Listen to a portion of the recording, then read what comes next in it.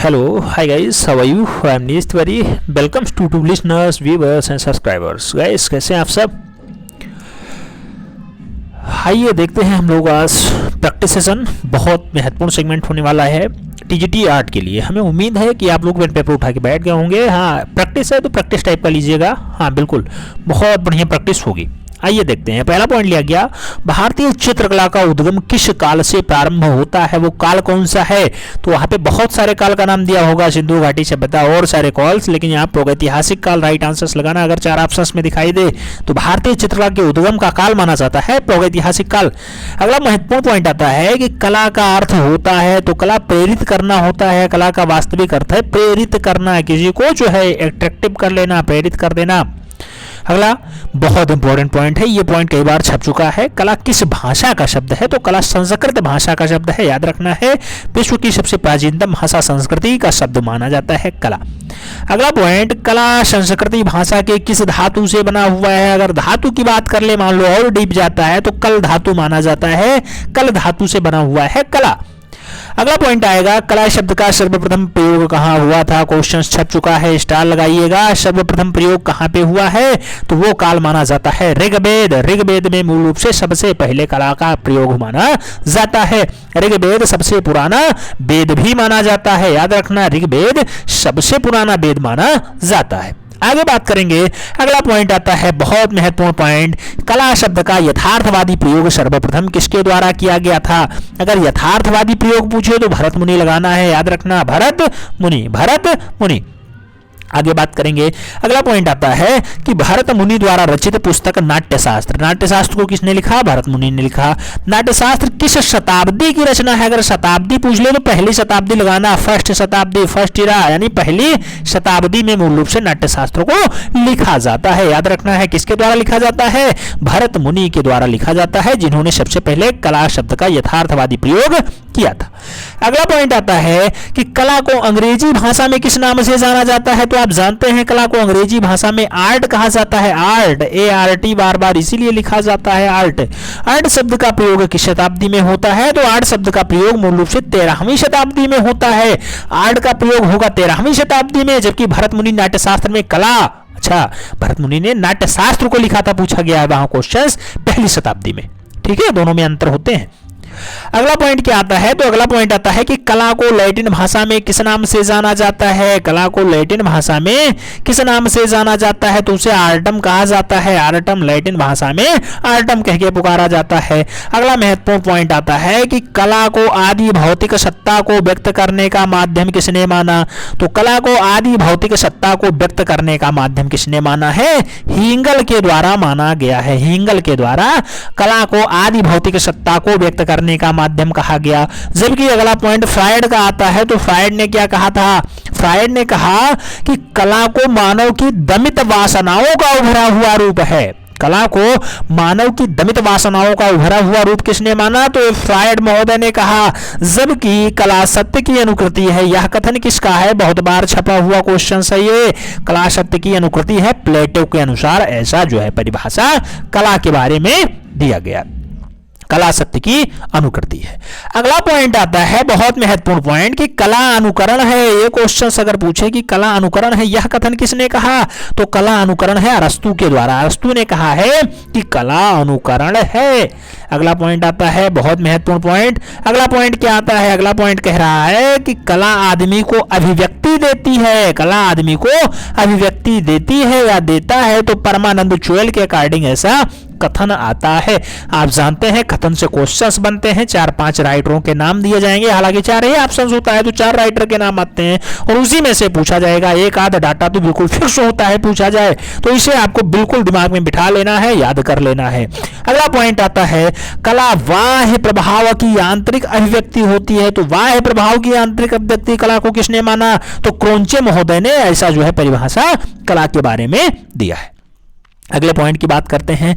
अगला पॉइंट आता है कि सौंदर्य के देवता किसे कहा जाता है? तो सौंदर्य के देवता को कामदेव का कहा जाता है। कामदेव जो है सौंदर्य के देवता होते हैं। वही कामदेव मूल रूप से जिन्होंने भगवान शंकर की किसको भंग किया था, तब लास्ट में जो है इन्हें भस्म कर दिया था भगवान भोलेनाथ ने। तो वही है कामदेव, सौंदर्य के देवता होते हैं, बहुत सुंदर होते हैं, इनकी तुलना इसीलिए की जाती है। अगला पॉइंट आता है आधुनिक कला में कला को कितने भागों में वर्गीकृत किया गया। तो आधुनिक कला में कला को कितने भागों में, तो आधुनिक कला में कला को कितने भागों में, 2 भागों में बांटा गया है। 2 भाग होते हैं आधुनिक कला में, 2 भाग होते हैं। अगला ललित कला का अर्थ क्या होता है। तो ललित कला मतलब होता है सौंदर्य या सुंदरता की कला, ललित कला कहलाती है।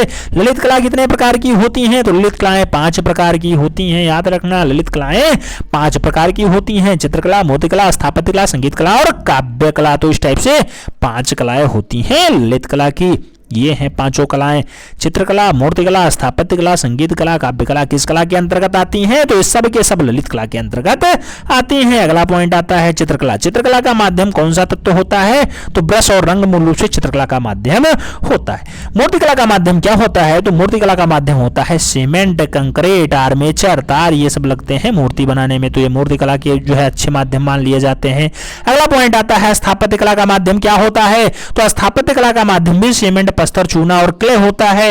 ये मूल रूप से स्थापत्य कला के अंतर्गत आ जाते हैं। जबकि संगीत कला के अगर माध्यम की बात होगी तो संगीत कला में स्वर की बात होगी, नाद की बात होगी, तो स्वर, ताल, नाद ये सब आता है संगीत कला के बहुत महत्वपूर्ण अंगों में। अगला बात करते हैं, अगला पॉइंट क्या बन सकता है। तो कहा जाता है काव्य कला का माध्यम क्या होता है। तो अगर काव्य यानी आपको लिखना है तो उसमें आपको शब्द आना चाहिए और उसका अर्थ होना चाहिए। तो शब्द और अर्थ मूल रूप से काव्य कला के बढ़िया माध्यम माने जाते हैं। जबकि रूपप्रद कलाओं से दा की अनुभूति होती है। रूपप्रद कलाओं से मूल रूप से यथार्थ बनावट की अनुभूति होती है। याद रखना, रूपप्रद कलाओं में यथार्थ बनावट को दर्शाने का प्रयास किया जाता है। ये दर्शक लिखा हुआ है, दर्शक, ठीक है। रूपपद कलाओं से दर्शक को किसकी अनुभूति होती है। तो रूपपद कलाओं से यथार्थ बनावट की अनुभूति दर्शक को होगी। अगला बात आता है फैशन डिजाइनिंग का। तो कहा जाता है कि फैशन डिजाइनिंग हो, वाटिक कला हो, ज्वेलरी कला हो, बढ़ईगिरी हो आदि किस कला के अंतर्गत आते हैं। तो चाहे बढ़ईगिरी पूछे तब भी उपयोगी कला है, वाटिक कला पूछे तब भी उपयोगी कला है, ज्वेलरी कला पूछे तब भी उपयोगी कला के अंतर्गत ही ये सब आते हैं। अगला पॉइंट आएगा, अगला महत्वपूर्ण पॉइंट आता है कि भारतीय चित्रकला में रूप भेद से क्या तात्पर्य है। तो अगर रूप भेद की बात होगी तो वो आकृतियों में भिन्नताओं को दर्शाता है। आकृतियों में भिन्नता मूल रूप से रूप भेद का सबसे बढ़िया उपयुक्त उदाहरण माना जाता है। रूप भेद कितने प्रकार के होते हैं। तो रूप भेद 3 प्रकार के माने जाते हैं। अगला पॉइंट आता है कि मार्कंडेय मुनि द्वारा रचित विष्णु धर्मोत्तर पुराण में कितने रूपों को बताया गया है। तो मूल रूप से कहा जाता है कि विष्णु धर्मोत्तर पुराण में 4 रूप बताए गए हैं। चारों रूप मार्कंडेय मुनि के द्वारा दिए गए हैं। यह आपको याद रखना होगा, क्वेश्चंस घुमा के पूछेगा। अब सीधे क्वेश्चंस पूछने का ट्रेंड थोड़ा सा चेंज हो रहा है, क्योंकि आप जानते हैं मॉडरेट पेपर बनने का युग आ गया है, वैकेंसियां कम हैं और जो है बंदे ज्यादा हैं। तो आपसे जो है एकदम योग्यता के अनुसार क्वेश्चंस पूछेगा। घुमा के क्वेश्चंस अगर करता है तब भी आपका राइट आंसर आना चाहिए, क्योंकि आपने तैयारी अच्छे ढंग से की है। अगला पॉइंट आता है सोमेश्वर द्वारा रचित मनोल्लास में कितने प्रकार के रूप भेद बताए गए। तो मनोल्लास में मूल रूप से 5 प्रकार के रूप भेद का वर्णन किया गया है। रूप भेद वैसे कितने प्रकार के, तो 3 प्रकार के होते हैं। मार्कंडेय मुनि के अनुसार कितने, तो 4 प्रकार के होते हैं। सोमेश्वर द्वारा मानसोल्लास में तो 5 प्रकार के रूप भेद का व्याख्यान किया गया है। अगला पॉइंट आता है कि महाभारत के रचयिता कौन। तो महाभारत को लिखने का काम किसका, महर्षि वेदव्यास का रहा है। याद रखना है, डाटा इंपॉर्टेंट है।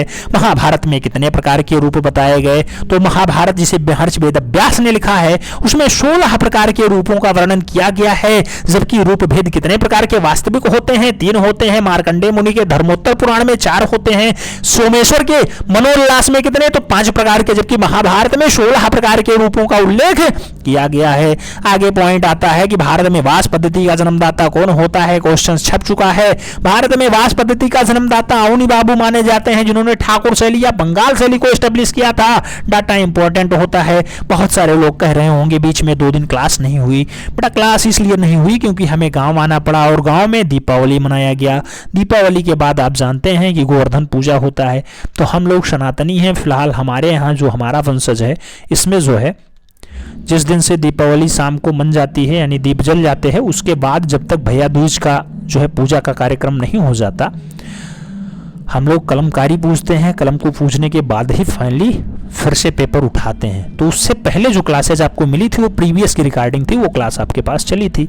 बीच में हमें पढ़ाई 2 दिन नहीं करनी होती है, फिलहाल इस दिन 3 दिन नहीं हो पाई पढ़ाई, उसके लिए हमें खेद है। फिलहाल अब आपको रेगुलर वीडियोस मिलती रहेंगी। आया है क्वेश्चंस कि यह कथन किसने कहा कि पहले पहले रूप का आंखों से परिचय होता है, धीरे धीरे आत्मा से परिचय हो जाता है। तो पहले पहले रूप का आंखों से परिचय होगा, उसके बाद आत्मा से परिचय होगा। यह कथन अवनी बाबू ने कहा, यानी अवनींद्रनाथ ठाकुर ने कहा है। नाम याद रखना, काम इंपॉर्टेंट है। वास पद्धति के जन्मदाता भी यही हैं। आगे कहा जाता है रूप को कितने प्रकार से आभास कर सकते हैं, तो रूप को 3 प्रकार से आभास कर सकते हैं, याद रखना। भारतीय चित्रकला के 6 अंगों में से द्वितीय अंग कौन सा है, तो आप जानते हैं रूप भेदा प्रमाणानि भाव लावण योजनम सदृश्य वर्णिका भंगम इति चित्र षडांकम। अगर एक ही श्लोक याद है तो काम बन जाएगा। तो रूप भेदा प्रमाणानि, रूप भेदा पहला है, प्रमाणानि दूसरा है, तो प्रमाण दूसरा अंग आ जाएगा। आगे बात करते हैं, अगला पॉइंट आता है संबद्धता। संबद्धता का सिद्धांत किस अंग से सामंजस्य रखता है, तो संबद्धता का सिद्धांत मूल रूप से प्रमाण से सामंजस्य रखता है, याद रखना है। प्रमाण किस भाषा का शब्द बना हुआ है, तो प्रमा शब्द से बना हुआ है प्रमाण। आगे प्रमा का शाब्दिक अर्थ क्या होता है, तो सब जो है प्रमा का शाब्दिक अर्थ बनावट या माप होता है, बनावट या माप होता है। आगे प्रमाण मुख्यतः कितने प्रकार के होते हैं, तो रूप भेदा प्रमाणानि, प्रमाण 4 प्रकार के बतलाए गए हैं। आगे अगर बात करते हैं, अगला पॉइंट महत्वपूर्ण पॉइंट आता है लेखक के बारे में कि रस मीमांसा के लेखक कौन थे, तो आचार्य रामचंद्र शुक्ल ने रस मीमांसा को लिखा है। क्वेश्चन छप चुका है, याद रखना, डाटा बहुत इंपॉर्टेंट है। अगला पॉइंट आता है काव्य प्रकाश की रचना किसने की, तो काव्य प्रकाश के बारे में अगर पूछे तो आचार्य मम्मट लगाना, जबकि रस मीमांसा रामचंद्र शुक्ल की बहुत अच्छी रचना होती है। तो काव्य प्रकाश भी याद रखना, आचार्य मम्मट है। अगला पॉइंट आता है श्रृंगार प्रकाश किसकी रचना है, तो श्रृंगार प्रकाश को लिखने का काम राजा भोज का रहा है। क्वेश्चंस बहुत घुमा के पूछता है, याद रखना, राजा भोज भी श्रृंगार प्रकाश के लिए कई बार आ चुके हैं। रतिमय सिद्धांत, रतिमय सिद्धांत किसने दिया, तो आचार्य वामन के द्वारा रतिमय सिद्धांत प्रस्तुत किया जाता है। रतिमय सिद्धांत किसके द्वारा, तो आप जानते हैं रतिमय सिद्धांत आचार्य वामन के द्वारा दिया जाता है। आगे बात करते हैं, अगला महत्वपूर्ण पॉइंट आता है सहानुभूति का सिद्धांत किसने दिया था, तो सहानुभूति का सिद्धांत मिस्टर क्रोचे के द्वारा दिया गया। क्रोचे के द्वारा सहानुभूति का सिद्धांत प्रस्तुत किया गया। जबकि अगर कहते उत्पत्तिवाद का सिद्धांत, तो भट्टो लोलक, याद रखना, भट्टो लोलक मूल रूप से उत्पत्तिवाद का सिद्धांत देते हैं। अनुमतिवाद की अगर बात करें तो शशंकु का नाम याद रखना, शशंकु ने अनुमुक्तिवाद का सिद्धांत या फिर अनुमानवाद का सिद्धांत दिया था। अभिव्यक्तिवाद आप जानते ही हैं, अभिव्यक्तिवाद जो है अभिनव गुप्ता के द्वारा दिया जाता है। रतिमय सिद्धांत आचार्य वामन देते ही हैं। तो ये सब नाम याद रखना, काम आपका बन जाएगा। उद्दांत का सिद्धांत किसके द्वारा दिया गया, तो उद्दांत का सिद्धांत अगर बात करें तो मूल रूप से किसके द्वारा, लोजाइनस के द्वारा उद्दांत का सिद्धांत दिया जाता है। लोजाइनस याद रखना। अनुकृति का सिद्धांत किसने, तो मिस्टर अरस्तु ने दिया था अनुकृति का सिद्धांत। अगला पॉइंट आता है कि नाट्यशास्त्र पुस्तक की रचना किसने की, तो नाट्यशास्त्र को भरत मुनि के द्वारा लिखा जाता है। अभी आपने स्टार्टिंग में ही देखा था नाट्यशास्त्र किस भाषा में लिखा गया, तो भरत मुनि ने इसे संस्कृत भाषा में लिखा है। अगला महत्वपूर्ण पॉइंट आएगा कि भरत मुनि की नाट्यशास्त्र में किस शताब्दी में लिखी गई, तो भरत मुनि का नाट्यशास्त्र 1ली शताब्दी की अच्छी रचनाओं में शुमार है। भरत मुनि के नाट्यशास्त्र में कितने प्रकार के अभिनय का उल्लेख किया गया है, तो 3 प्रकार के अभिनय दर्शाने का प्रयास नाट्यशास्त्र में भरत मुनि ने किया है। अगला महत्वपूर्ण पॉइंट आता है भरत मुनि के अनुसार रस का केंद्र क्या रहा है, तो रस का केंद्र रंगमंच होता था। रंगमंच मतलब थिएटर वाला। आप जानते हैं एशिया का सबसे पुराना थिएटर कौन सा माना जाता है, सीता वेगड़ा माना जाता था। जो कहां पाया जाता था, तो वो पाया जाता था कहां पे, छत्तीसगढ़ का सरगुजा जनपद, जहां जोगी मारा गुफा स्थित है। आइए आगे बढ़ते हैं। भरत मुनि का सिद्धांत किस पर आधारित है, तो भरत मुनि का सिद्धांत रस निष्पत्ति के सिद्धांत पर आधारित है, याद रखना। अगला पॉइंट आता है नाट्य शास्त्र में किन किन रंगों का उल्लेख हुआ है, तो नाट्य शास्त्र में लाल, पीला और श्याम रंग यानी काले रंग का उल्लेख हुआ है। तो लाल, पीला और काला रंग मूल रूप से नाट्य शास्त्र में उल्लेखित है। भरत मुनि ने कला शब्द का प्रयोग किस रूप में किया है, तो भरत मुनि ने कला शब्द का प्रयोग यथार्थवादी रूप में किया है, याद रखना, डाटा इंपॉर्टेंट है। अगला पॉइंट आता आता है भरत मुनि के नाट्यशास्त्र में प्रथम व्याख्याता कौन माने जाते हैं, तो इसे पढ़ने का काम भट्टोलोलक जी का रहा है। भट्टोलोलक जी ने सबसे पहले व्याख्याता के रूप में नाट्यशास्त्र का कार्य किया है। वही कौन से भट्टोलोलक, तो भट्टोलोलक मूल रूप से वही है जो उत्पत्तिवाद का सिद्धांत देते हैं, वही भट्टोलोलक है, याद रखना, नाम इंपॉर्टेंट हो जाता है। अगला महत्वपूर्ण पॉइंट आता है कि काव्य रस की आत्मा है। अच्छा, काव्य रस की आत्मा है किसके अनुसार कहा जाता है, तो काव्य रस की जो है आत्मा है अभिनव गुप्त ने ऐसा कथन दिया है। अभिनव गुप्त का जन्म कहाँ हुआ, तो श्रीनगर जम्मू एंड कश्मीर में मूल रूप से अभिनव गुप्त का जन्म होता है। नाट्यशास्त्र के लिए नाट्यशास्त्र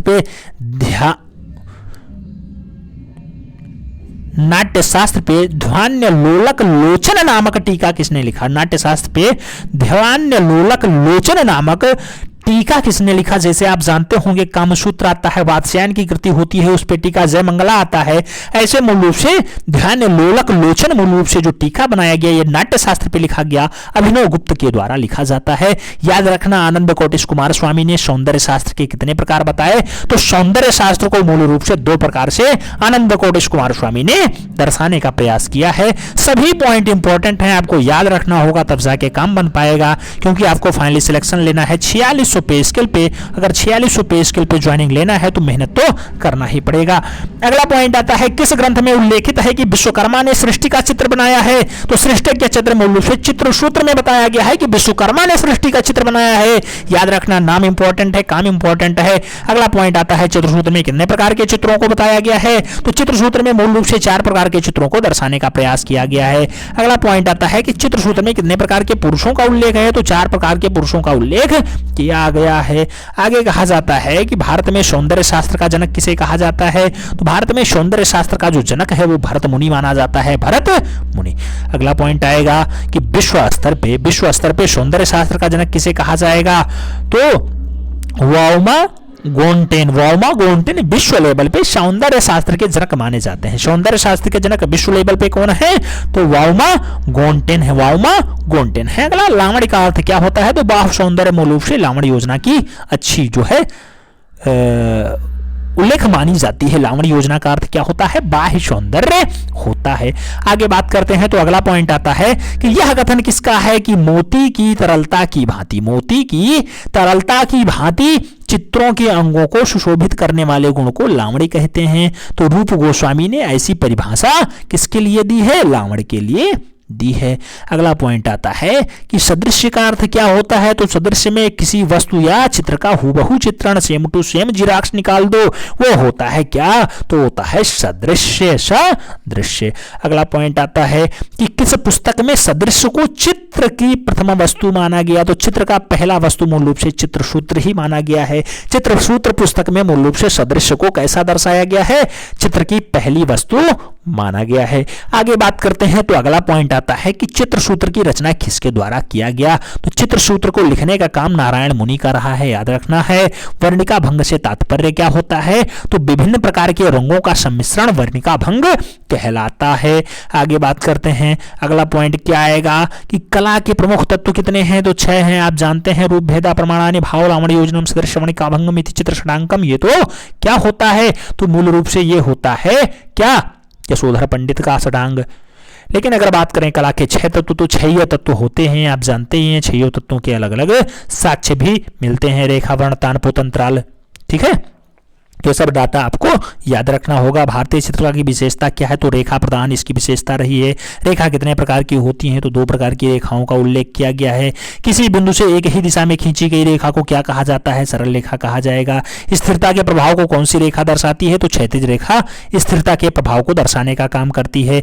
कला में सबसे प्राचीन तत्व कौन सा होता है, तो कला में सबसे पुराना तत्व रेखा ही माना जाता है। रेखा के कितने भेद बताए गए हैं, तो रेखा के सरल और वक्र यानी 2 भेद बताए गए हैं। आगे अगर पॉइंट की बात करते हैं तो अगला पॉइंट आता है कि क्षितिज के समानांतर खींची गई रेखा को क्या कहते हैं, तो क्षितिज के समानांतर खींची गई रेखा क्षैतिज रेखा कहलाती है। प्रवाही रेखाएं कौन सी होती हैं या कौन सा भाव प्रकट करती हैं, तो आप जानते हैं प्रवाही रेखाएं मूल रूप से लावण्य और माधुर्य भाव दर्शाती हैं, गति प्रकट करती हैं, गति को दर्शाने का काम प्रवाही रेखाओं का रहा है।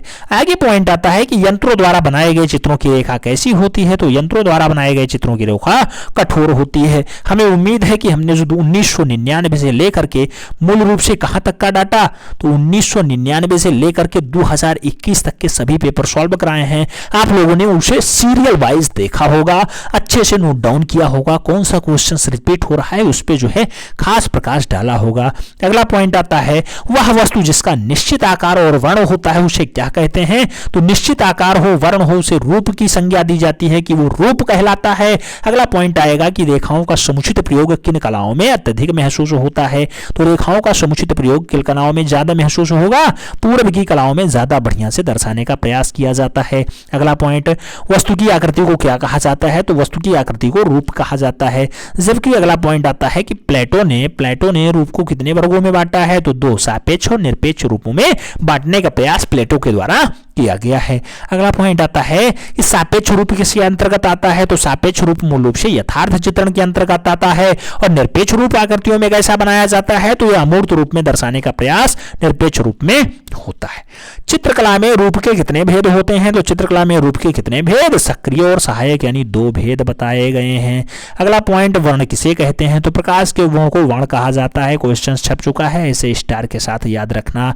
अगला पॉइंट आता है कि वर्णों को चित्रकारों की भाषा में क्या कहा जाता है, तो वर्ण को चित्रकारों की भाषा में हुई कहा जाता है। क्वेश्चन छपा है, याद रखना है। हुई मूल रूप से वर्ण को चित्रकारी की भाषा में कहा जाता है। चित्रकार इसे वर्ण नहीं कहेंगे, चित्रकार इसे हुई कहते हैं, याद रखना है। अगला, विश्व स्तर पे जल रंग की खोज किसने की थी, तो जल रंग को खोजने का काम पाल सैंडबाइक का रहा है। विश्व स्तर पे जल रंग को खोजने का काम पाल सैंडबाइक जी का रहा है। अगला पॉइंट आता है कि प्रकाश का कंपन किस रंग में होता है, तो प्रकाश का कंपन लाल और बैंगनी रंगों में ज्यादा दिखाई देता है। जबकि तटस्थ रंग की अगर बात करें तो तटस्थ रंग किसे कहते हैं, तो काला और सफेद रंग मूल रूप से तटस्थ रंगों की श्रेणी में आ जाता है। तटस्थ रंगों की श्रेणी में आ जाता है काला और सफेद रंग। आगे बात करते हैं, तान किसे कहते हैं, तो रंगत के हल्के और गहरेपन को तान कहा जाता है। तो रंगत के गहरे और हल्केपन को क्या कहेंगे, तान की संज्ञा देंगे, तान का नाम देते हैं। आगे पॉइंट आता है कि सघनता किसका परिचायक होता है, तो सघनता शुद्धता का परिचायक माना जाता है, सघनता। जबकि जर्मन विद्वान ओस्टवाल्ड ने रंगतों के कितने चक्र बताए, तो ओस्टवाल्ड के द्वारा 8 चक्रों का उल्लेख किया गया। क्वेश्चन छप चुका है, डबल स्टार के साथ रखिएगा। अगला पॉइंट आता है कि लाल पीला नीला किस श्रेणी के रंग हैं, तो लाल पीला नीला याद रखना, लाल पीला नीला प्राथमिक प्राइमरी रंग आते हैं, प्राथमिक श्रेणी के रंग होते हैं। 2 प्राथमिक रंगों को आपस में मिलाने से कौन सा रंग बनता है, तो जब 2 प्राथमिक रंग आपस में मिलाएंगे तब द्वितीयक रंगों का निर्माण होता है, यानी सेकेंडरी रंगों का निर्माण हो जाता है। आगे कहा जाता है कि आलिव किस श्रेणी के रंग हैं, तो आलिव मूल रूप से तृतीय श्रेणी के रंग माने जाते हैं। अगला पॉइंट क्या बनता है, तो अगला पॉइंट बनता है कि रैसेट रंग बनाता है। रैसेट रंग कैसे बनता है, तो रैसेट रंग मूल रूप से बनता है नारंगी और बैगनी के मिला देने से। नारंगी और बैगनी आपस में मिला दो, रैसेट रंग तैयार हो जाएगा। अगला पॉइंट, महत्वपूर्ण पॉइंट आ गया, विभिन्न रंगों से बने प्रकाश को क्या कहा जाता है, तो विभिन्न रंग अगर ज्यादा टाइप के रंग आपस में मिल जाए तो ऐसा प्रकाश पॉलीक्रोम कहलाता है, पॉलीक्रोम कहलाता है। अगला, गर्म या ऊष्म रंग किसे कहा जाता है, तो गर्म कहो या ऊष्म कहो बात एक ही है। गर्म और ऊष्म रंग पीला और लाल होते हैं, गर्म और ऊष्म रंग। जबकि अगला पॉइंट आता है कि कलाकार वाटर कलर में क्या मिलाता है, तो वाटर कलर में कलाकार जल को मिलाएगा, इसीलिए उसका नाम ही होता है वाटर कलर। अगला, आनंद किस रंग के प्रभाव से उत्पन्न होता है, तो आनंद किस रंग के प्रभाव से उत्पन्न होगा, आनंद मूल रूप से नीले रंग के प्रभाव से, नीले रंग के प्रभाव से उत्पन्न होता है। क्या, आनंद। आनंद की अनुभूति नीले रंग के प्रभाव से होती है। अगला, पोत किसे कहा जाता है, पोत की अगर बात करते हैं तो पोत आप जानते हैं कि धरातल के गुण को पोत कहा जाता है। धरातल का जैसा गुण होगा वो उसका पोत कहलाया जाएगा। धरातल कितने आयामी होते हैं, तो धरातल कितने आयामी बताए गए हैं, 2 आयामी बताए गए हैं धरातल। अगला पॉइंट आता है कि किसी पोत पर जल रंग का चित्र अधिक आकर्षण बनता है, तो किस पोत पे मूल रूप से जल रंग का चित्र बढ़िया बनेगा, तो अगर खुरदरा पोत होगी, अगर खुरदरी दीवार होगी, खुरदरा धरातल होगा तो मूल रूप से बढ़िया पोत बनेगा, बढ़िया जल रंग चित्र चित्रित होगा।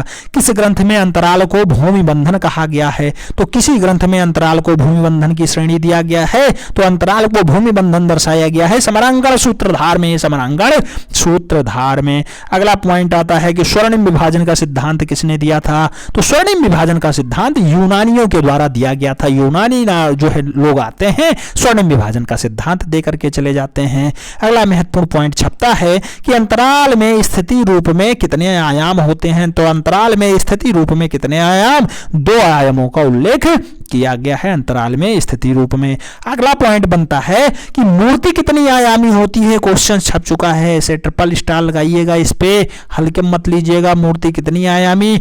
3 आयामी मूर्ति होती है, 3 डायमेंशनल होती है। कत्थई रंग किन रंगों के सम्मिश्रण से बनता है? तो कभी छप सकता है क्वेश्चन, लो लाल और हरा आपस में मिला दो, कत्थई रंग बन करके तैयार हो जाएगा। अगला पॉइंट क्या बनता है? अगला पॉइंट बनता है स्वर्णिम विभाजन का सिद्धांत किसने प्रतिपादित किया था? स्वर्णिम विभाजन का सिद्धांत यूनानियों के द्वारा दिया गया, अभी जस्ट आपने देखा है। प्रजनन और विकास का रंग कौन सा होता है? चाहे प्रजनन का कहो चाहे विकास का कहो, रंग होगा हरा रंग, तो हरा रंग विकास का प्रतीक माना जाता है।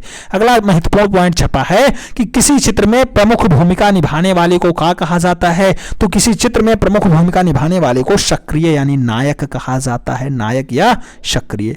अगला पॉइंट कि स्थिर मुखाकृति किसके समान होती है? स्थिर मुखाकृति मूल रूप से अंडाकार होती है। एकता का प्रभाव किस रूप से उत्पन्न होता है? तो एकता का प्रभाव आयताकार रूप से उत्पन्न होता है।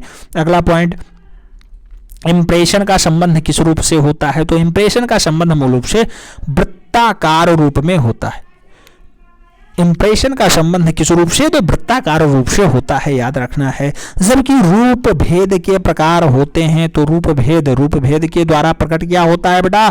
तो रूप भेद के द्वारा क्या प्रकट होगा? आकृतियों में भिन्नता को दर्शाने का काम रूप भेद में होता है। अगला पॉइंट देखेंगे, किसी आकृति में समानता क्या प्रकट करती है? तो अगर समानता की बात होगी तो समानता सदृशता को दर्शाता है। तो किसी आकृति में समानता क्या प्रकट करती है? सदृश्य को दर्शाने का काम मूल रूप से होता है। आकृति में समानता क्या दर्शाएगी? सदृशता दर्शा देगी। अगला श्वेत रंग किसका प्रतीक होता है? श्वेत रंग मूल रूप से सत्य और शांति का प्रतीक माना जाता है। सत्य और शांति श्वेत रंग के द्वारा दर्शाए जाते हैं। जबकि बात करें अगर काला रंग की, तो काला रंग किसका प्रतीक होता है? काला रंग विरोध का प्रतीक है, अंधकार का प्रतीक है, ज्ञान का प्रतीक है। तो चाहे अहंकार कह लो, चाहे मूल रूप से विरोध कह लो, चाहे वो अंधकार कह लो, चाहे वो अज्ञान कह लो, मूल रूप से काला रंग उसी को दर्शाने के लिए प्रयोग किया जाता है। अगला पॉइंट आता है कलश या फिर आम्र पल्लव किसका प्रतीक होता है? आप देखते होंगे सनातनी लोग कल पूजा किए होंगे, आज भी पूजा कर रहे होंगे, कलश रखते होंगे। तो कलश और आम्र पल्लव किसका प्रतीक माना जाता है? तो उसे आनंद के रूप में दर्शाया जाता है, उपभोग के रूप में दर्शाया जाता है, हर्ष के रूप में दर्शाने का काम होता है। तो चाहे आनंद कहो, चाहे उपभोग कहो, चाहे हर्ष कहो, बात एक ही है। आनंद, उपभोग और हर्ष के रूप में कलश और आम्र पल्लव यानी आम के पल्लों को, आम के पत्तियों को दर्शाने का काम किया जाता है। अगला पॉइंट क्या आता है? अगला पॉइंट आता है पानी पीता हुआ मृग। अच्छा, इसे तृप्त मृग कहा जाता है। पानी पीता हुआ मृग कैसा दर्शाया जाएगा? तृप्त मन, पानी पीता हुआ मृग यानी तृप्त मन। अगला मोर पक्षी किसका प्रतीक है? तो मोर पक्षी को मूल रूप से हम लोग काम के रूप में देखते हैं या फिर उद्दीपन का प्रतीक भी मोर पक्षी माना जाता है। लाल रंग किसका प्रतीक होता है? तो लाल रंग आप जानते हैं प्रेम का प्रतीक होता है। लाल रंग प्रेम का प्रतीक होता है, पराक्रम का प्रतीक होता है, श्रृंगार का प्रतीक होता है, हिंसा का प्रतीक होता है और आकर्षण का भी प्रतीक लाल रंग माना जाता है। सभी के अलग अलग उदाहरण आप देख रहे होंगे। मूल रूप से श्रृंगार का भी है, पराक्रम का भी है, हिंसा का भी है, आकर्षण का भी है और प्रेम का भी है। पराक्रम का भी प्रतीक माना जाता है लाल रंग। अगला आता है पीला रंग किसका प्रतीक माना जाता है? अच्छा, पीला रंग के लिए अगर बात करें तो पीला रंग मूल रूप से अद्भुत का प्रतीक होता है, गर्व का प्रतीक होता है, यश का प्रतीक होता है, प्रकाश का प्रतीक होता है और चमक का प्रतीक पीला रंग माना जाता है। आपको याद रखना होगा सभी पॉइंट, तभी आपका काम बन पाएगा। अगला पॉइंट आता है नीला रंग किसका प्रतीक है? तो नीला रंग मूल रूप से शीतलता का प्रतीक है, रात्रि का प्रतीक है, आनंद का प्रतीक और विशालता का प्रतीक नीला रंग माना जाता है। जबकि बैगनी रंग की अगर बात करते हैं तो वीरता, प्रेरणा और ज्ञान के लिए बैगनी रंग माना जाता है। ऐसा प्रतीक दर्शाने का प्रयास किया गया है। चित्रकार किस रंग को अपनी हाथ की अंगुलियों का प्रयोग करता है? तो बेटा चित्रकार मूल रूप से अपनी हाथ की अंगुलियों से बनाने का काम पेस्टल रंग में करता है, याद रखना है। जबकि कांच के फ्रेम करा के किन रंगों के चित्रों को रखा जाता है? तो पेस्टल रंग और जल रंग मूल रूप से ऐसे रखे जाते हैं। अगला पॉइंट, महत्वपूर्ण पॉइंट आ गया कि कागज के विभिन्न कतरनों से बने चित्र को क्या कहा जाता है। तो कागज के कतरनों से जो बनेगा उसे कोलाज कहा जाएगा। और विश्व स्तर पे कोलाज पेंटिंग का जन्मदाता कौन है? तो ब्राक महोदय विश्व स्तर पे कोलाज को यानी कतरनों से बनाने के लिए फेमस होते हैं, ब्राक महोदय। जबकि अगर भारत देश की बात होगी तो भारत में कोलाज तकनीकी के चित्रण करने वाले कौन? तो भारत में कोलाज तकनीकी से चित्रण करने का काम इंद्र कुमार गुजराल के भाई सतीश कुमार गुजराल। इंद्र कुमार गुजराल कौन होते हैं? भारत के पीएम होते हैं, प्राइम मिनिस्टर के भाई हैं सतीश गुजराल। मूल रूप से कोलाज तकनीकी को पहले ऐसे चित्रकार हैं जो चित्रण का कार्य करते हैं भारत में। अगला पॉइंट आता है 1912 ईस्वी में कौन विदेशी चित्रकार कोलाज के चित्र बनाता है? तो 1912 ईस्वी में ब्राक जी ने कोलाज का चित्रण किया था, याद रखना है। बेत की कुर्सी पर वस्तु किस कलाकार की कोलाज चित्र है? तो मूल रूप से बेंत की कुर्सी पे वस्तु रखा हुआ है वो मूल रूप से पाब्लो रूई पिकासो के द्वारा बनाया गया, याद रखना है, डाटा इंपॉर्टेंट बन जाता है। बेनिया कला किस देश में प्रचलित होती है? तो बेनिया कला कहें चाहे बेनिया कला कहें, मूल रूप से जापान की होती है, जापान। अगला महत्वपूर्ण पॉइंट आता है, बेटा ये छप चुका है क्वेश्चंस, ऐसे स्टार लगाइएगा कि कागज के कई तह चिपका करके उस पे चित्रण का कार्य करना कहलाता है, तो उसे वसली कहा जाता है। कई कागज आपस में चिपका दो वसली हो जाएगा। जबकि कहा जाता है फिरका चित्र का प्रचलन किस शैली में हुआ है? तो फिरका चित्र का प्रचलन मूल रूप से ज्यादातर कंपनी शैली यानी पटना शैली यानी ईश्वरी प्रसाद, जहां पे मूल रूप से अच्छे चित्रकार अंतिम चित्रकार माने जाते हैं, उस शैली में हुआ है। अगला पॉइंट आएगा कि मुगल कला में मुरक्का किसे कहते हैं? तो मुरक्का आप जानते हैं मुगल कला में कौन बनवाया था मुरक्का? तो मूल रूप से बनवाता था जिसे हम लोग क्या कहते थे, उसका भाई उसे जान से मार देता है। बहुत हिंदू प्रेमी शासक होता है, उसका भाई जान से उसे मार देता है, औरंगजेब उसका भाई होता है, आप जानते होंगे उसका नाम क्या है, दारा शिकोह मुरक्का बनवाया था अपनी पत्नी के लिए। 40 मुरक्का मूल रूप से तैयार करवाता है। मुरक्का को एल्बम कहा जाता है। कैलियोग्राफी किससे संबंधित होता है? तो कैलियोग्राफी किससे संबंधित है? लेखन कला से संबंधित है कैलियोग्राफी। जबकि अगला पॉइंट आता है इकेबाना कहाँ का प्रसिद्ध कला है? तो इकेबाना जापान की बहुत अच्छी कला मानी जाती है। भारत में नाइफ प्रिंटिंग का अत्यधिक प्रयोग किसने कलाकार ने किया है? तो भारत में नाइफ प्रिंटिंग के लिए ज्यादा प्रयोग मकबूल फिदा हुसैन ने किया। मकबूल फिदा हुसैन यानी MF हुसैन के द्वारा किया जाता है। अगला महत्वपूर्ण पॉइंट छपता है कि father of medicine to India, father of medicine to India किसे कहा जाता है? तो mister Charak ji father of medicine है, याद रखना है भारत में। धर्म अर्थ काम मोक्ष की प्रेरणा किससे मिलती है? तो इतिहास धर्म अर्थ काम मोक्ष की प्रेरणा देने के लिए काफी गवाह के रूप में प्रस्तुत होता है। आगे बात करें तो इतिहास को कितने भागों में बांटा गया है? तो प्रागैतिहासिक, आदि ऐतिहासिक और ऐतिहासिक मूल रूप से 3 भागों में बांट करके इसे पढ़ने का काम किया जाता है। अगला पॉइंट आता है कि प्रागैतिहासिक काल को कितने भागों में बांटा गया? पुरापाषाण काल जिसे हम लोग पूर्व पाषाण काल कहते हैं, मध्य पाषाण काल और नवपाषाण काल 3 भागों में बांटा जाया गया है। और नवपाषाण काल को उत्तर पाषाण काल की संज्ञा भी दी जाती है। तो नवपाषाण कहो चाहे उत्तर पाषाण काल कहो, बात एक ही होती है। कुल मिलाकर के प्रागैतिहासिक काल को कितने भागों में? तो 3 भागों में बांटा गया है। अगला पॉइंट आता है कि पूरा पाषाण काल का समय क्या होता है? तो बिल्कुल याद रखना, पूरा पाषाण काल सबसे पहला वाला होता है 30,000 ईसा पूर्व से 25,000 ईसा पूर्व तक का होता है। मध्य पाषाण काल की अगर बात करते हैं तो यहाँ 15,000 सालों का डाटा मिला हुआ है। 25,000 ईसा पूर्व से 10,000 ईसा पूर्व तक का डाटा मध्य पाषाण काल के अंतर्गत आता है। जबकि नवपाषाण काल की अगर बात करते हैं, नवपाषाण काल सबसे लेटेस्ट वाला होता है 10,000 ईसा पूर्व से 3,000 ईसा पूर्व, 4,000 ईसा पूर्व और 5,000 ईसा पूर्व तक का डाटा आपको दिखाई दे जाता है। तो 10,000 से 5,000 तक का कई किताबों में मिलता है, कई किताबों में 4,000 तक का मिलता है, कई किताबों में 3,000 ईसा पूर्व तक का मिलता है। तो 10,000 से 3,000 ईसा पूर्व तक का डाटा नवपाषाण काल के अंतर्गत आता है। अगला प्रागैतिहासिक काल की चित्रशैली किसे मानी जाती है? तो मूल रूप से प्रागैतिहासिक काल की चित्रशैली कितनी है? 5 प्रकार की चित्रशैली मानी जाती है प्रागैतिहासिक काल की। छेपांकन शैली किस कला की विशेषता रही है? किस शैली की विशेषता रही है? तो प्रागैतिहासिक काल की विशेषता रही है छेपांकन शैली। जबकि अगला पॉइंट आता है कि अर्धपूरक शैली किस काल की शैली रही है? तो अर्धपूरक शैली मूल रूप से प्रागैतिहासिक काल की शैली मानी जाती है। प्रागैतिहासिक शब्द का प्रयोग सबसे पहले किसने किया? तो प्रागैतिहासिक शब्द सबसे पहले डेनियल विल्सन के द्वारा दिया जाता है। डेनियल विल्सन सबसे पहले प्रागैतिहासिक शब्द का प्रयोग करते हैं। अगला पॉइंट आता है archaeology and prehistoric analysis of Scotland नामक पुस्तक किसने लिखी है? तो यही डेनियल विल्सन साहब लिखते हैं। कब लिखते हैं? 1851 ईस्वी के आसपास लिख देते हैं। अगला पॉइंट छपता है कि हड़प्पा सभ्यता किस काल के अंतर्गत आती है? तो हड़प्पा सभ्यता मूल रूप से आद्य ऐतिहासिक काल के अंतर्गत आएगी, याद रखना, आद्य ऐतिहासिक काल। बहुत बढ़िया पॉइंट आ गया। किस स्थल से लिपस्टिक का साक्ष्य मिलता है? लिपस्टिक वही जो महिलाएं प्रयोग करती हैं, याद रखना है। तो लिपस्टिक का साक्ष्य चनहूदड़ों से मिलता है, चाहे काजल कहे, चाहे पाउडर कहे, चाहे लिपस्टिक कहे, सिर्फ चनहूदड़ों से मूल रूप से मिलता है। अगला धौलावीरा कहाँ स्थित है? तो धौलावीरा गुजरात का बेल्ट होता है। बहुत बार पूछा गया भारत में स्थित है, तो हाँ भारत में स्थित है। धौलावीरा का शाब्दिक अर्थ क्या होता है? धौला मतलब होता है सफेद, तो धौलावीरा मतलब होता है सफेद कुआं, याद रखना सफेद कुआं। अगला पॉइंट आता है 16 प्रकार का बनावटी जलाशय कहाँ से प्राप्त होता है? तो 16 प्रकार का बनावटी जलाशय, जलाशय मतलब होता है आप जानते हैं तालाब, ऐसा कहाँ मिला है? तो धौलावीरा से ही मिला है। 6 प्रकार की समाधियां कहाँ से प्राप्त होती हैं? तो 6 प्रकार की समाधियां भी धौलावीरा यानी सफेद कुआं के पास से प्राप्त होती हैं, भारत वाला बेल्ट होता है। अगला पॉइंट आता है एक पेड़ का जीवाश्म जो 1760 लाख करोड़ वर्ष पुराना माना जाता है, कहां से मिला है? तो धौलावीरा से ही मिला है। एक पेड़ का जीवाश्म जो 1700 लाख करोड़ वर्ष पुराना माना जाता है। अगला पॉइंट क्या आता है कि विश्व स्तर पे सबसे पुराना पेड़ का जीवाश्म कहां से मिला? तो बिल्कुल विश्व स्तर पे कहे तो धौलावीरा ही लगाना, क्योंकि इससे पुराना पेड़ कहीं नहीं मिला है। बनावली कहां और किस नदी के किनारे स्थित है? तो बनावली आप जानते हैं हरियाणा वाला बेल्ट होता है और सरस्वती नदी के किनारे स्थित है, जो विलुप्त अवस्था में पाई जाती है। अगला महत्वपूर्ण पॉइंट आप जानते हैं कौन सा नगर पूछा गया कि कौन सा नगर शतरंज के जाल पद्धति पे आधारित रहा है? तो शतरंज के जाल पद्धति पे आधारित बनावली शहर ही है, जो मूल रूप से हिसार वाला बेल्ट नहीं हरियाणा वाला बेल्ट होता है, पाया जाता है। किस स्थल पे सड़कें एक दूसरे को समकोण पे काटती थी? तो एकदम सीधी सीधी ऐसे सड़क काटती है, वो स्थल मूल रूप से बनावली होता है। अगला पॉइंट टेराकोटा से बना हल कहां से प्राप्त होता है? टेराकोटा होता है पकी हुई मिट्टी का हल, पकी हुई मिट्टी का हल भी बनावली से पाया जाता है, याद रखना डाटा इंपॉर्टेंट होता है। अगला पॉइंट आता है सर्वोत्तम किस्म का जव कहां से मिला है? तो सर्वोत्तम किस्म का जव मूल रूप से भी बनावली से पाया जाता है, बनावली वही हरियाणा वाला बेल्ट होता है, याद रखना।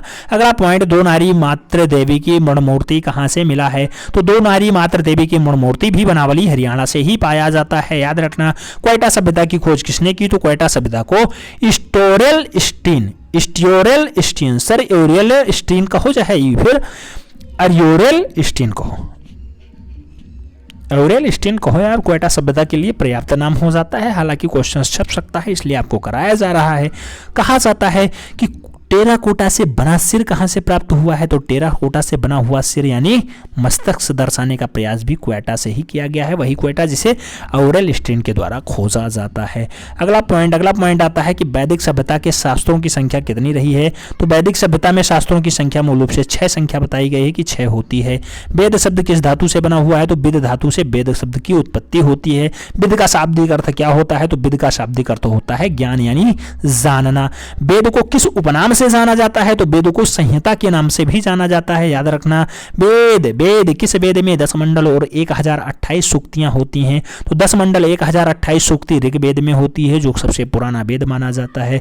आर्यों के इतिहास की जानकारी किससे मिलती है? तो आर्यों के इतिहास की जानकारी भी ऋग्वेद से ही मिल जाती है। आर्य लोग मूल रूप से कहाँ के निवासी होते थे? तो आर्य लोग मूल रूप से मध्य एशिया के निवासी हुआ करते थे।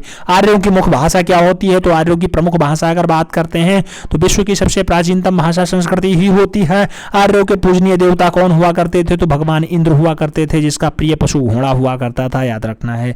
अगला पॉइंट आर्यों द्वारा आविष्कार क्या किया गया? तो आर्य सबसे पहले क्या खोजते हैं? आर्य सबसे पहले कौन सी धातु? तो लोहा को खोजने का काम आर्य ही करते हैं, जो मध्य एशिया के निवासी हुआ करते थे।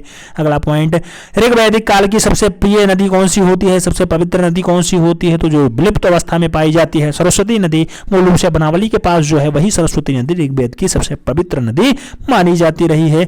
आगे वितिस्ता नदी का आधुनिक नाम क्या होता है? तो वितिस्ता आगे चल करके झेलम के नाम से जानी जाती है। विपाशा नदी का आधुनिक नाम क्या होता है? तो आगे चल करके ब्यास नदी के नाम से पुकारी जाती है। चिनाब नदी का ऋग्वेद में क्या नाम होता है? तो अस्कनी नाम मूल रूप से चिनाब नदी का ऋग्वेद में उल्लेखित है। अस्कनी मूल रूप से चिनाब के नाम से जानी जाती है। पारुष्णी नदी को ऋग्वेद में क्या कहा गया? तो पारुष्णी नदी को ऋग्वेद में रावी के नाम से पुकारा गया है। आगे बात करते हैं, अगला पॉइंट आता है समुद्री नदी का आधुनिक नाम क्या होता है? तो समुद्री नदी का आधुनिक नाम सतलज के नाम से विख्यात हो जाता है। आगे पॉइंट बात करते हैं, अगला पॉइंट आएगा कि भरभूत और सांची के कला के समरूप कला किस गुफा में होती है? तो भरभूत और सांची की कला के समरूप गुफा जोगीमारा में होती है। एशिया की सबसे पुरानी नाट्यशाला भी जोगीमारा में है। डांडोल के नाम से भारत की किस गुफा को जाना जाता है? तो डांडोल के नाम से भारत की कौन सी गुफा? जोगीमारा की गुफा ही जानी जाती है। जोगीमारा की गुफा किस धर्म से संबंधित है? क्वेश्चन कई बार छपा है। तो जोगीमारा की गुफा जैन धर्म से संबंध रखती है, स्टार के साथ याद रखिएगा। भारत की प्रथम आर्ट गैलरी किस गुफा में पाई जाती है? तो भारत की पहली आर्ट गैलरी भी जोगीमारा गुफा में ही पाई जाती है। डाटा इंपॉर्टेंट बन जाता है। अगला पॉइंट क्या छपता है? अगला पॉइंट छपता है कि भारत की किस गुफा में वरुण देवता का मंदिर स्थापित है? तो वरुण देवता का मंदिर स्थित है जोगीमारा गुफा में, जोगीमारा गुफा। अगला पॉइंट, जोगीमारा के चित्रों का विषय जैन धर्म के किस विद्वान ने बताया है? तो मूल रूप से जोगीमारा की गुफा को विषय जो माना गया कि जैन धर्म से संबंधित है वो असित कुमार हल्दर के द्वारा बताया गया है। अगला पॉइंट, किस गुफा की पृष्ठभूमि सफेद रंगों से बनाई गई है? तो कौन सी गुफा की पृष्ठभूमि सफेद रंग से है? जोगीमारा की गुफा की सफेद रंग से इसकी पृष्ठभूमि तैयार की जाती है। भारत में सम्मुख चेहरा किस गुफा में बनाया गया है? तो भारत में सम्मुख चेहरा मूल रूप से जोगीमारा की गुफा में दर्शाने का प्रयास किया गया है। भारत में ऐतिहासिक दृष्टिकोण से चित्रकला का प्राचीन प्रमाण, चित्रकला का प्राचीन प्रमाण किस गुफा से मिलता है? तो चित्रकला का पुराना प्रमाण मूल रूप से जोगीमारा की गुफा से ही मिलता है। अगला पॉइंट आता है असित कुमार हल्दर। असित कुमार हल्दर ने जोगीमारा के चित्रों को कितने खंडों में बांटा है? तो असित कुमार हल्दर के द्वारा जोगीमारा के चित्रों को 7 खंडों में विभक्त किया गया, 7 खंड। आगे आता है एक पुरुष वृक्ष के नीचे बैठा किस गुफा में चित्रित है? तो एक पुरुष है, वृक्ष के नीचे बैठा है, ऐसा दर्शाने का प्रयास जोगीमारा वाली गुफा में किया गया है। फूल के ऊपर नृत्य करता हुआ युगल किस दशा में? मूल रूप से ये भी जोगीमारा गुफा में ही दर्शाने का प्रयास किया गया। जबकि बौने आकार का व्यक्ति का चित्र किस गुफा में हुआ है? तो बौने आकार, छोटे आकार का व्यक्ति भी जोगीमारा की गुफा में दर्शाया गया है। अगला पॉइंट आता है एक मनुष्य के सिर पे ऊपर चोंच नामक चित्र कहां से मिलता है? तो एक मनुष्य के सिर के ऊपर चोंच बना हुआ है, ऐसा दृश्य भी जोगीमारा की गुफा में दर्शाया गया है। तो कुल मिलाकर के हमें समझ में आ गया कि आप लोगों को ये सेगमेंट समझ में आया होगा। अगर समझ में आया है तो वीडियो लाइक कर देना, मित्रों के भी जरूर शेयर कर देना। जो लोग चैनल पे नए हैं चैनल को सब्सक्राइब कर लें, बेल आइकन प्रेस कर लें, साथ में घंटे वाले निशान पे ऑल पे क्लिक करिएगा, जिससे आपकी सभी नोटिफिकेशन मिलती रहे। क्योंकि क्लासेस का कोई फिक्स शेड्यूल नहीं होता है, कभी कभी पब्लिक क्लास कभी हो जाती है। तो उसके लिए अगर आप ऑल नोटिफिकेशन डायरी रखेंगे तो आप कभी भी अगर नोटिफिकेशन मिलता है तुरंत लाइव जुड़ सकते हैं। हमें उम्मीद है आप लोग ऐसा करेंगे। मिलते हैं नेक्स्ट वीडियो में, तब तक के लिए जय हिंद।